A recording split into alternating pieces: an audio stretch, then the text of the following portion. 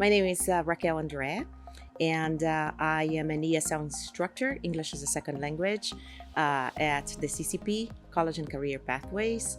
And I've been teaching here for about 5 years, and I really love it. I teach transitions classes, advanced transitions classes, advanced oral communication for college and career transitions, and I like to stress that title because it makes a big difference.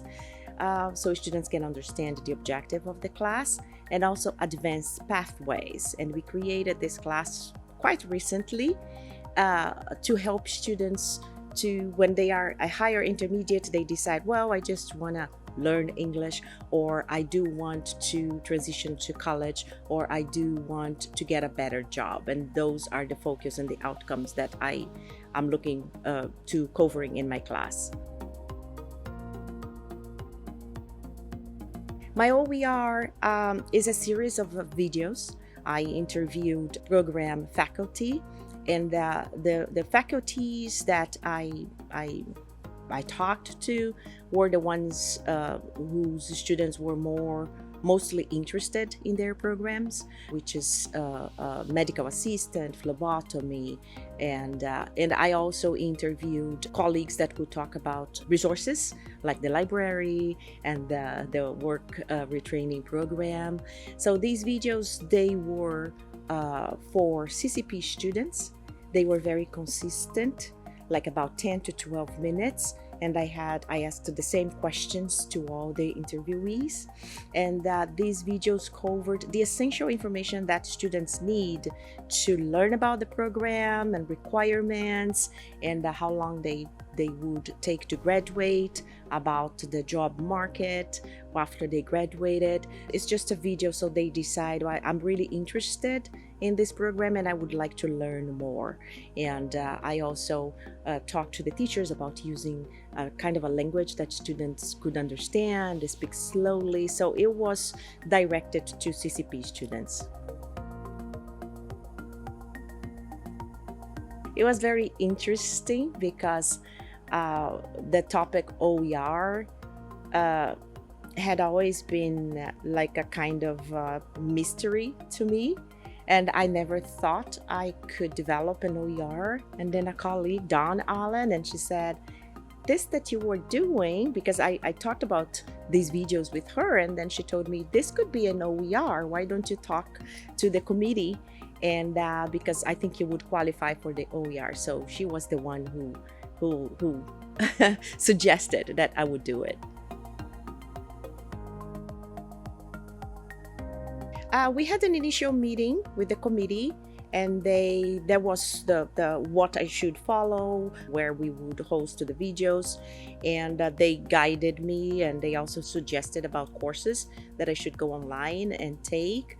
I also went to the Libby guides and to check the other projects that the teachers had there. I wrote the layout of the project and the questions, and I sent to a couple of colleagues from CCP asking for their opinion. So they were very supportive and gave me suggestions, and that's how it went. I think a difference is they have updated information on programs. You have screenshots and examples how it would be in the classroom. The videos also, some of them have students' testimonial, and they are former CCP students. It helped them to see that I can do that and it is possible. And all the videos ended with, what is your message for CCP students? And the faculty, the program teachers were wonderful, saying, come and talk to me, don't be afraid, it will be all right. They also talked about the level of English. So I think that's the first step for them to see that I think I can do that. I think I have a face. I know that faculty is teaching that class. I saw the students, I saw the environment in the video, so I think I can do that. And the project not only helps the students, but also the teachers, because they can use the videos in their classrooms. So they can show the students, and then the students go and look for an advisor to talk about it. Yeah, the challenge is that I am not a professional. I love the idea of creating videos, but I had no technological skills and equipment to do that. So I filmed using my cell phone, using Zoom, using Screencast-O-Matic, which is not so professional. So I think the technological skills to put everything together. That we are a big community, that it takes a village, that the program teachers were so helpful and excited about showing their programs. More teachers would like us to go and visit and record, so that's a good thing. The students felt appreciated when you create something for them, so and that's easy for them to understand, and they have a place where they go to. I think it makes it easier for our classes too. For example, that is one module, one lesson that I covered programs, so then I can use those videos. So my takeaway is that it is possible. It was actually easy, or easier than I imagined, and what I most loved about it is how the teachers were willing to collaborate and help, and it was amazing. And I learned a lot from programs by visiting them and talking to students and seeing how the program goes. And I would definitely suggest that teachers would visit programs, would take their students, because after they see that video, you can schedule an appointment. So go visit that classroom. I can communicate with teachers now and say, there is a student who is interested in your program after watching the video. Can you receive this student? So those were my takeaways. It was very popular. They really liked the idea of the project, the way the videos were supposed to be, how short it was, and what was the purpose of the videos. So they really liked it. Many of them didn't know about the project, and the question they most asked me, where can I find the videos? Where are the videos? Are they on the site? And can you come to my program and record?